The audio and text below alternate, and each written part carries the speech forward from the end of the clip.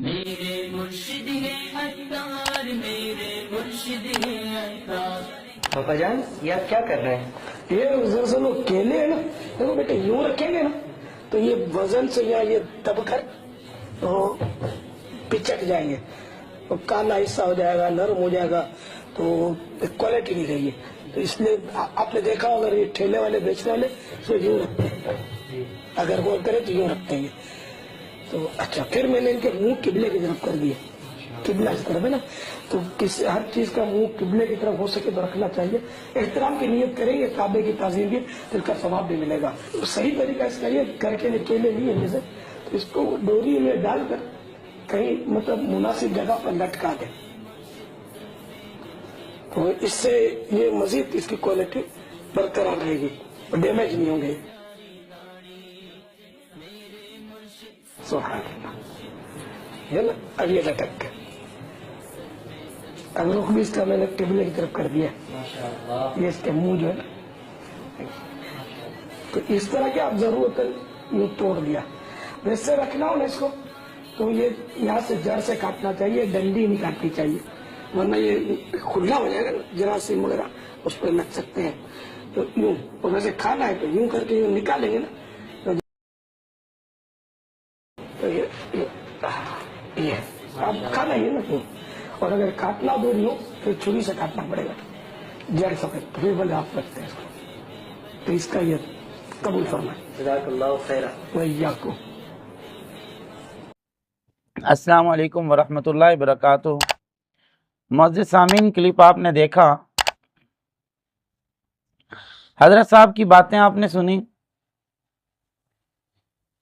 اب اس میں حضرت صاحب کیا ارشاد فرما رہے ہیں، جس پر مجھے بات کرنا مقصود ہے، وہ یہ ہے کہ کیلے کے طریقے سے مجھے کوئی غرض نہیں، جو بھی بتا رہے ہیں جیسے بھی بتا رہے ہیں۔ تو میرے معزز سامعین، بعض پھل ایسے ہیں جو رسول اللہ صلی اللہ علیہ وسلم کی زندگی میں رسول اللہ صلی اللہ علیہ وسلم کے طریقے کے مطابق کھانے ثابت ہیں، اور بعض پھل جو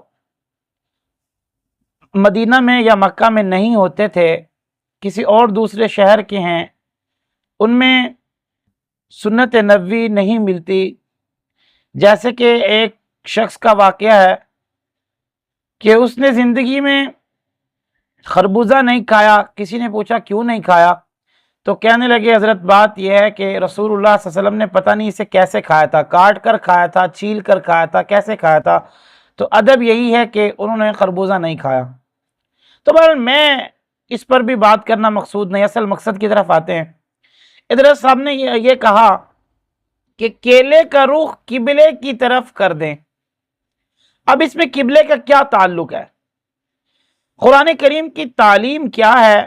رسول اللہ صلی اللہ علیہ وسلم کی تعلیم کیا ہے؟ سب سے پہلے کسی اصول کو دیکھنے کے لیے قرآن کریم دیکھا جائے گا کہ قرآن کریم میں اس کی تعلیم کیا ہے، پھر احادیث نبوی دیکھی جائے گی۔ اب کوئی بھی پھلوں کو کھانے کے لیے صرف قرآن کریم میں اتنا تذکرہ ہے کہ کلوا من الطیبات، سورۃ بقرہ ہے، کیا ایمان والو یا ایھا الذین آمنوا کلوا من الطیبات، کیا ایمان والو پاکیزہ رزق کھاؤ جو ہم نے تمہیں دیا ہے۔ تو میرے معزز سامعین، یہاں قبلے کی طرف منہ کرنے کا تذکرہ کہیں بھی نہیں ہے۔